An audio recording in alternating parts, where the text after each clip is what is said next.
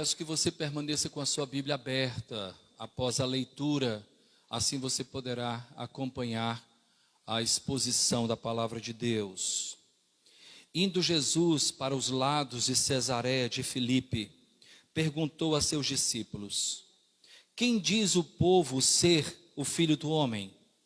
E eles responderam: uns dizem João Batista, outros Elias, outros Jeremias ou algum dos profetas. Mas vós, continuou ele, quem dizeis que eu sou?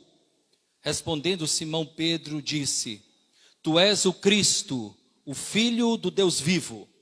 Então Jesus lhe afirmou: bem-aventurado és, Simão Barjonas, porque não foi carne nem sangue que tu revelaram, mas meu Pai que está nos céus. Também eu te digo que tu és Pedro, e sobre esta pedra edificarei a minha igreja, e as portas do inferno não prevalecerão contra ela. Amém. Amém. Meus irmãos, esse é um dos textos mais emblemáticos dos evangelhos. É o texto quando nós encontramos a declaração de Pedro em relação ao Senhor Jesus Cristo.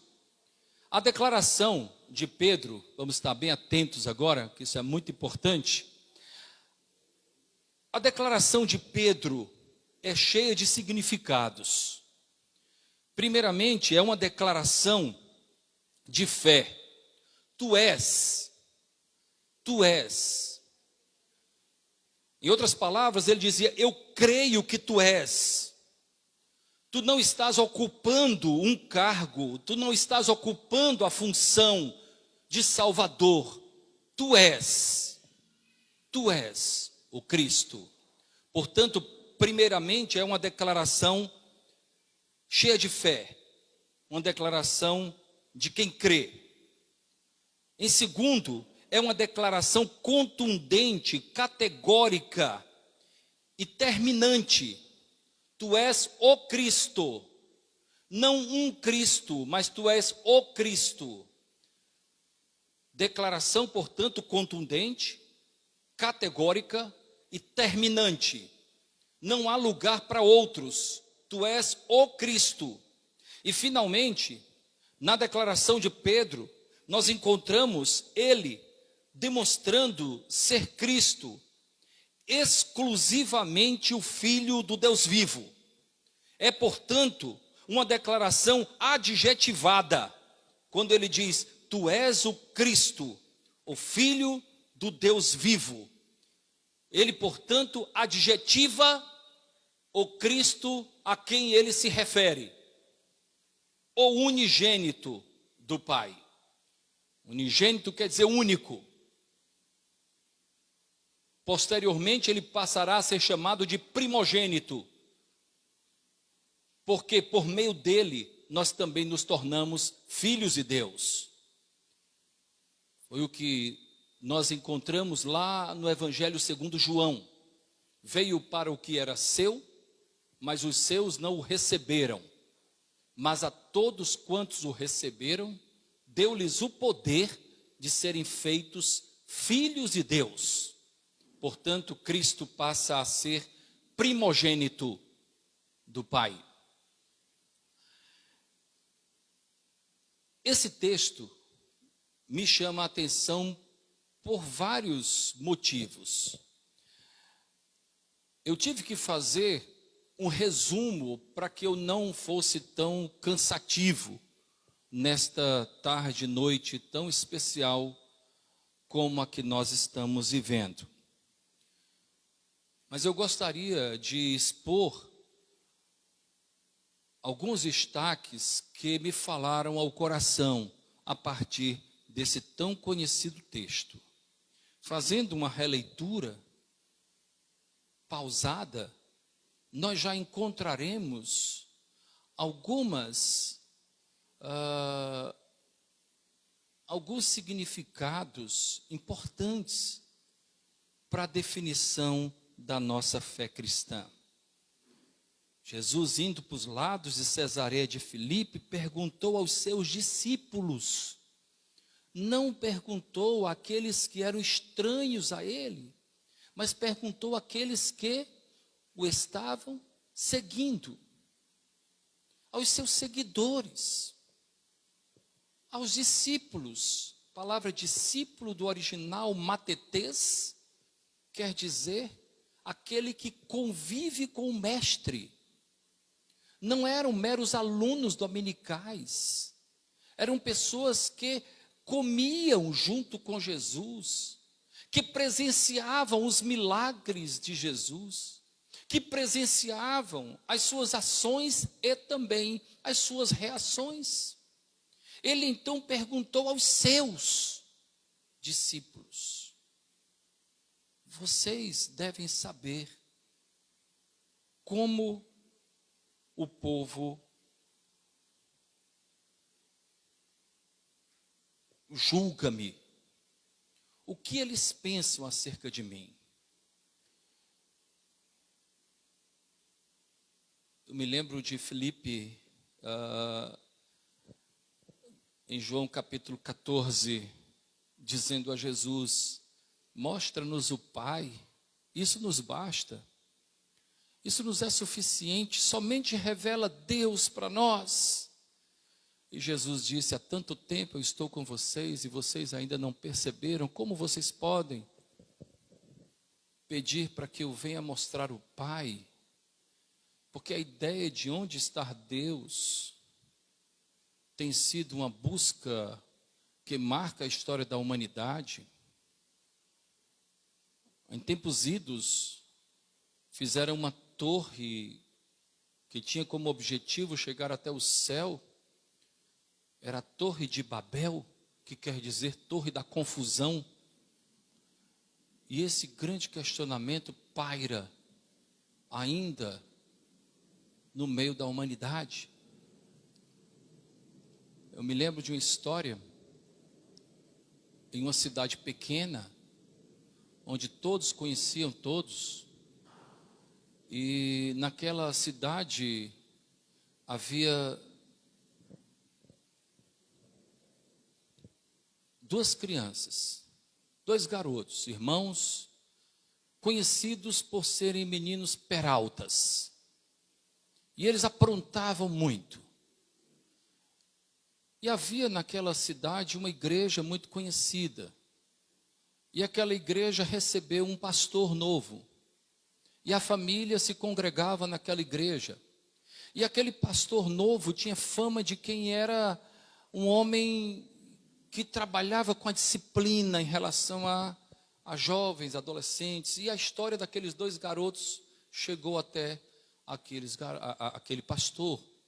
No que ele disse: eu gostaria de conhecer os meninos. E ele disse: chame o mais velho primeiro.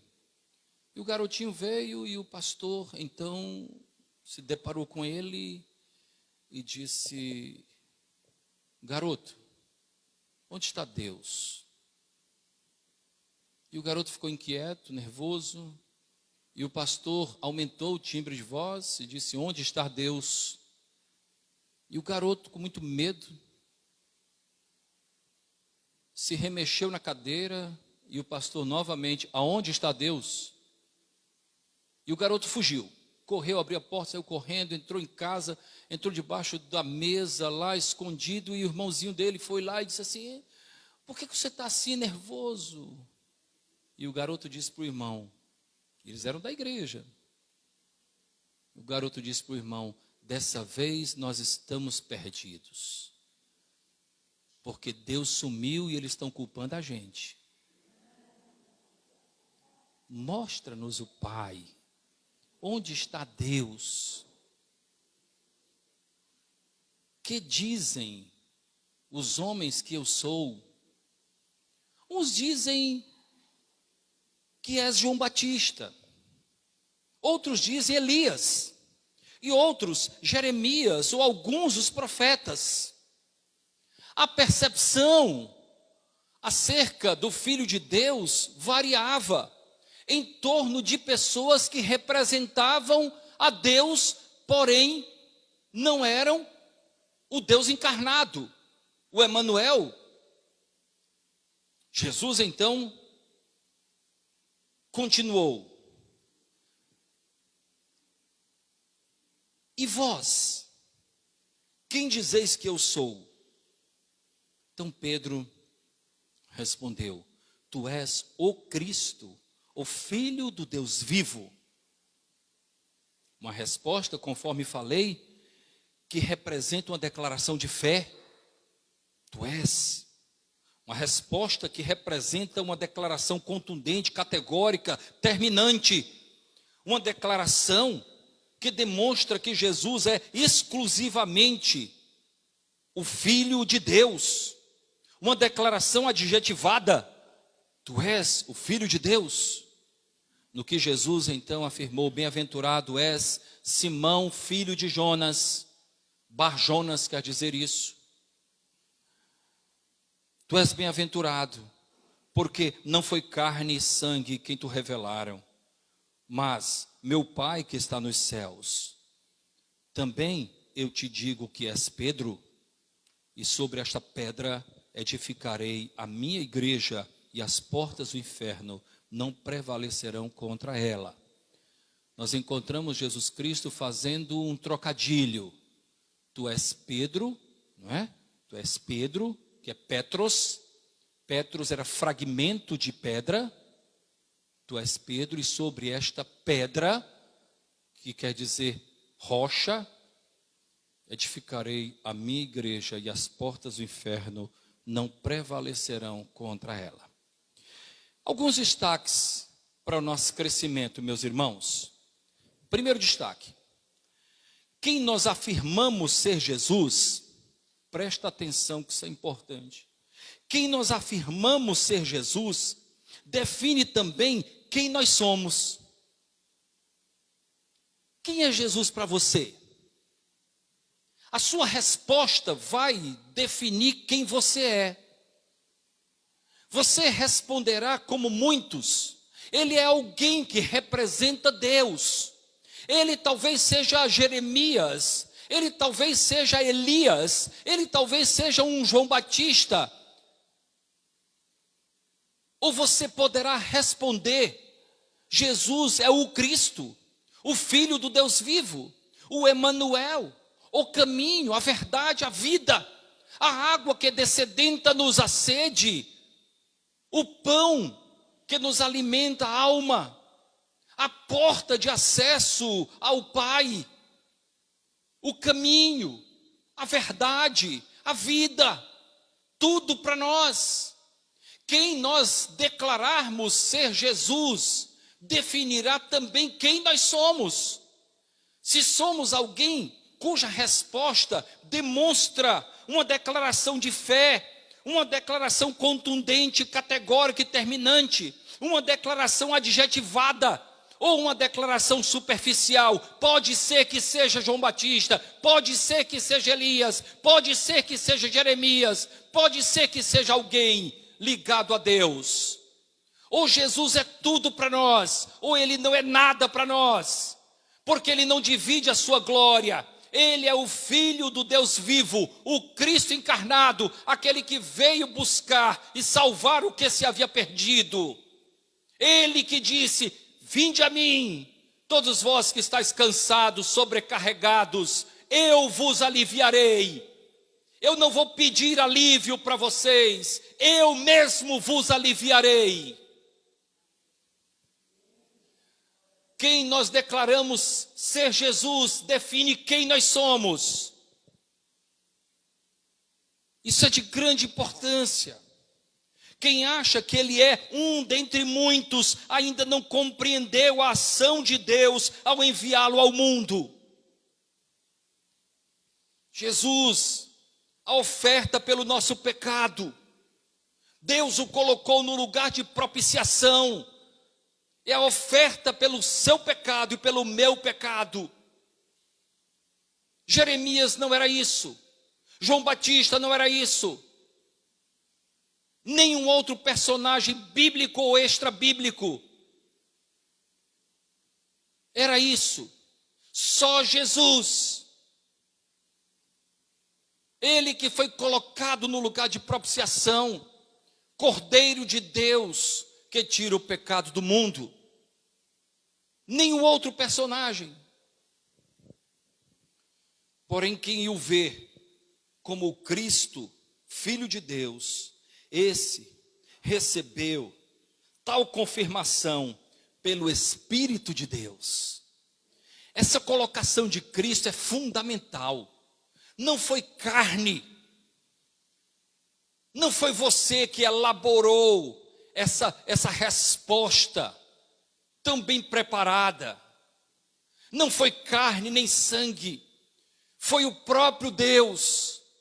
Porque quem coloca a fé em nós é o próprio Deus. Quem nos dá convicção de que Jesus é o Cristo é o próprio Deus. Por isso que o apóstolo São Paulo diz assim: é pela graça que vocês são salvos, isso por meio da fé, e isto não vem de vós, nem graça nem fé vem de vós, é dom de Deus, não vem por obras para que ninguém se glorie. Por esta razão, Jesus disse: não foi carne nem sangue que te revelaram, mas meu Pai que está nos céus. É uma resposta espiritual. É uma confirmação divina. É dádiva de Deus reconhecer. Se em teu coração tu creres e com tua boca tu confessares que Jesus é o Filho de Deus, tu serás salvo. Essa bênção não vem de carne nem de sangue. É uma bênção espiritual. É dádiva do Senhor. Um segundo destaque, meus irmãos.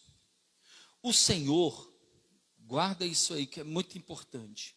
É o Senhor quem edifica a sua igreja.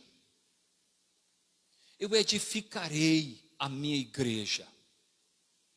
E as portas do inferno nunca prevalecerão contra ela. Eu edifico a minha igreja com a força do meu poder. Ele edifica a sua igreja com elementos que são somente dele, pertencem somente a ele. Como é que a igreja é edificada, irmãos? Eu poderia aqui gastar tanto tempo, por isso que eu falei, fiz um resumo. Quais são os elementos que edificam a igreja puramente cristã? São elementos que pertencem ao próprio Deus e que Ele comunica-nos como sendo atributos comunicáveis. Exemplo, Ele edifica a igreja produzindo paz entre nós. E há uma diferença, não é? Na paz shalom. Nós chegamos em uma casa, né? E eu gosto muito de fazer isso. Paz seja sobre essa casa, né? E a paz eirene, que é a paz da comunhão. O Senhor edifica a sua igreja com paz, com a eirene, com a comunhão. É o respeito. Daqui eu vejo pessoas que pensam em assuntos diversos de maneira diferente, opções as mais diversas. Daqui eu vejo, mas que são pessoas unidas pela eirene, que é a paz de Deus. Acima das nossas inclinações, sejam políticas, sejam de qualquer tipo de segmento, nós temos a paz de Deus. Deus edifica a sua igreja com essa paz. Por isso que Paulo falava que era uma paz que excedia a compreensão do homem. Porque na compreensão do homem, só pode haver paz entre os iguais.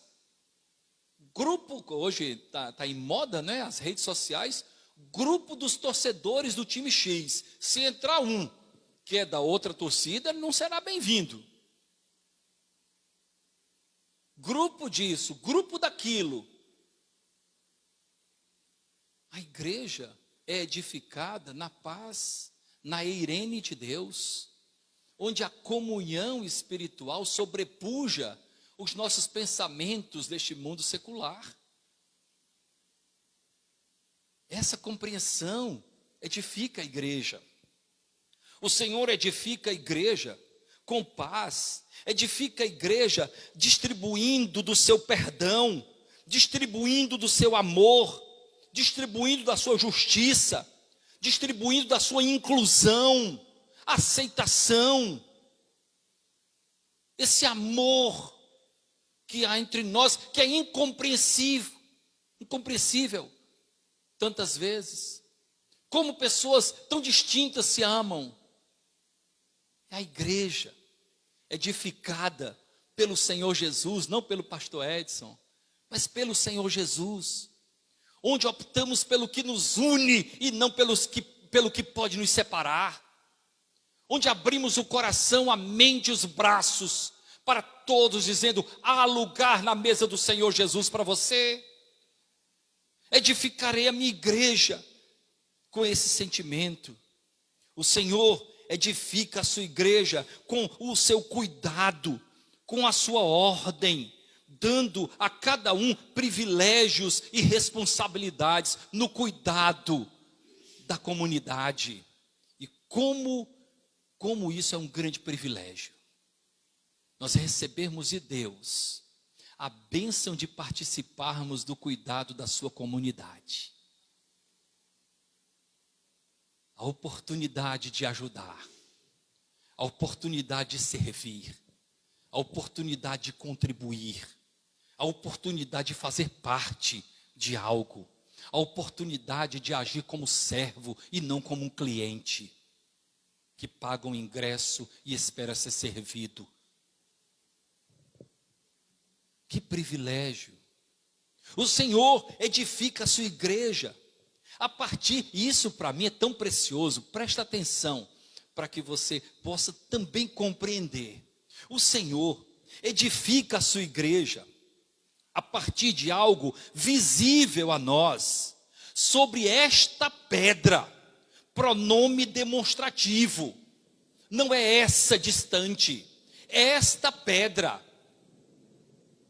Aí, você pode interpretar que isso não vai fazer diferença na mensagem.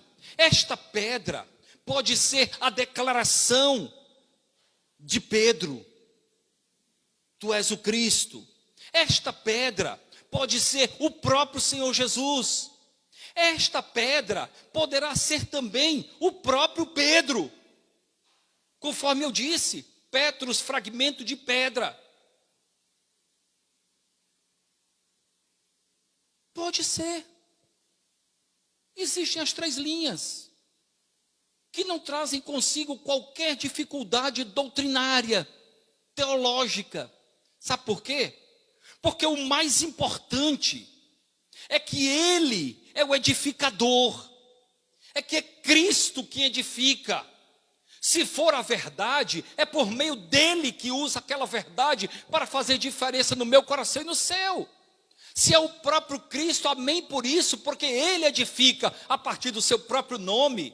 E se for Pedro, qual o problema que há nisso? Porque ele pega um imperfeito para fazer com que aquilo que o homem não consegue fazer, Ele mesmo estabeleça para a sua glória. O mais importante é que Ele é o edificador. E Ele edifica a partir da sua própria realidade, edifica por meio do meu testemunho, da minha fé, da minha mordomia de tempo, de finanças, da minha contribuição, da minha presença entre os irmãos. Ele edifica a igreja através daquilo que é visível aos olhos. Sobre esta pedra edificarei a minha igreja. Às vezes nós pensamos que Deus é complicado, misterioso ao extremo. Não. Ele coloca diante de nós coisas que são fáceis de serem interpretadas na ótica espiritual. João Batista, que foi considerado pelo próprio Senhor Jesus como o maior de todos os profetas, nenhum outro profeta nascido de mulher foi maior que João, disse o próprio Senhor Jesus, e ainda disse: A lei e os profetas vão até João. Nele se encerra. Esse João Batista que teria, a partir do depoimento do mestre, teria humanamente falando motivos para ser vaidoso, para trazer para si mérito. Ele disse: não, importa que eu diminua para que ele cresça. Eu não sou digno sequer de atar as suas sandálias. Portanto, o Senhor edifica a sua igreja a partir daquilo que é visível. Você quer ver a sua igreja edificada? Participe dela, ame-a, testemunhe, contribua, seja bênção. É a partir de cada um, porque nós somos fragmentos da rocha eterna que é o Senhor Jesus. Não foi isso que ele falou? Ser-me-eis testemunhas. Em Samaria, na Judéia, até os confins da terra. Edificarei a minha igreja a partir dos meus, dos que são visíveis. A igreja é edificada no temor a Deus. E como há resistência em dias atuais a essa expressão temor a Deus, meu irmão, o temor ao Senhor é o princípio da sabedoria. Tudo começa com o temor a Deus. O temor ao Senhor nos distancia do que pode nos levar à queda. Cuidado com aquilo que pode lhe levar à destruição, à queda, à vergonha. Você quer um exemplo? Todos nós, inclusive, está na galeria dos homens da fé, está lá em Hebreus capítulo 11, não é? Um personagem que é admirado por todos nós. O nome dele, Noé. Noé, homem de Deus, porém imperfeito. Sabe o que é que Noé fez? Quando Noé saiu da arca, ele fez um altar para louvar a Deus, e em seguida ele fez o quê? Sabe o que ele fez? Ele plantou uma vinha. Sabe o que essa vinha fez? Produziu a ele o quê? Uvas, né? Sabe o que ele fez com a uva? Vinho. Sabe o que aconteceu com ele? Ele se embriagou e envergonhou sua família. Foi uma grande vergonha, uma grande mancha na história da vida de Noé. Como eu tenho dito às vezes, cuidado com a vinha que você planta. Cuidado. O que aparentemente parece ser bom é uma bênção. Cuidado, para posteriormente não servir de vergonha, de constrangimento. O temor do Senhor nos distancia do que pode nos levar à queda. O temor do Senhor nos distancia da prática do mal. Nos distancia. Já chegando à parte final, quero ainda contar uma ilustração para fixar o entendimento. Conta-se que 2 cocheiros habilidosos foram desafiados por um jovem. E aquele jovem disse assim: eu gostaria de saber em que distância vocês conseguem passar daquele abismo. O primeiro cocheiro, voluntarioso, foi logo dizendo: eu passo na beirada, na beiradinha eu passo. Até o pneu da minha carroça vai ficar quase caído no abismo, eu consigo passar. Enquanto que o outro disse o seguinte: pois eu vou passar o mais distante possível, porque eu sei a profundidade do abismo. Você sabe a profundidade do abismo? Ou você está andando na beira do abismo por ignorância? Por não saber ainda a profundidade do abismo? Aquele que conhece a profundidade do abismo da vida distante de Deus, passa longe. Passa longe.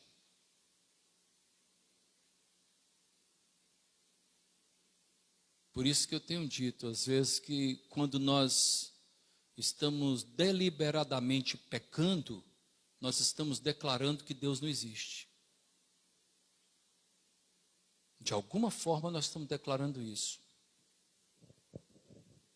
Não existe. Eu posso passar na beira do abismo, talvez você não saiba ainda. Eu vivo uma fase, pastor Kennedy, que há muito tempo não vou, né? Mas as últimas vezes que eu fui ao Beach Park, eu preferi a Correnteza Encantada. Não quero ir para o Insano, não. É muito alto. Cuidado. Se nós soubermos de verdade qual a profundidade do abismo, nós passaríamos bem distante da beirada dele. Finalmente, meus irmãos, o Senhor Jesus fez uma declaração de grande valor. Ele diz: edificarei a minha igreja e as portas do inferno não prevalecerão contra ela. As portas do inferno não prevalecerão contra a igreja do Senhor Jesus. Ele é o Senhor. Às vezes nós nos apanhamos com receio da força do poder do inferno. Não é verdade? Com receio da força do inimigo. Isso é comum a história. O povo que saiu do cativeiro do Egito, mesmo sendo tirado por meio de 10 pragas que o Senhor enviou para que o coração do rei do Egito libertasse o povo, um povo que ganhava maná do céu, água, um povo que tinha tudo, ainda assim, ao ouvir o som do exército do inimigo à beira do Mar Vermelho, aquele povo temeu, aquele povo murmurou. Será que o mesmo Deus que transforma águas amargas em águas doces, que abre mar, que liberta-nos do cativeiro do pecado, que já operou milagres na vida de tantos, nós ouvimos agora há pouco aqui a irmã Né declarando a bênção do que Deus tem lhe dado, o Deus que tem nos preservado, será que esse Deus é incompetente em relação ao cuidado que Ele tem à sua própria noiva, que é a sua igreja? Acredito que quando nós temos receio da força do inimigo, nós estamos minimizando o poder de Deus, o cuidado de Deus. Nós precisamos confiar no Senhor, de fato crermos que Ele não está alheio a nada do que passamos, que Ele conhece a nossa situação. Portanto, irmãos, é preciso confiar no que Jesus falou. Ele nos garantiu: o inimigo não prevalecerá. Ele é o nosso Deus. Ele é o nosso Senhor. Ele é o Deus Todo-Poderoso. Que nós possamos viver com essa confiança, com essa esperança, sendo edificados a cada dia como igreja viva do Senhor, sendo edificados com paz, sendo edificados com perdão, com amor, com justiça, com características que nos identificam com o nosso Senhor. Que a sua bênção seja sobre a nossa vida, que a sua bênção seja sobre a nossa igreja, que a sua bênção seja sobre a nossa família, e que o nome do Senhor em tudo seja glorificado. E o povo de Deus diz: amém. Glória a Deus. Vamos orar. Muito obrigado, Senhor Deus, por tua palavra. Muito obrigado por tanto que tens feito em nosso favor.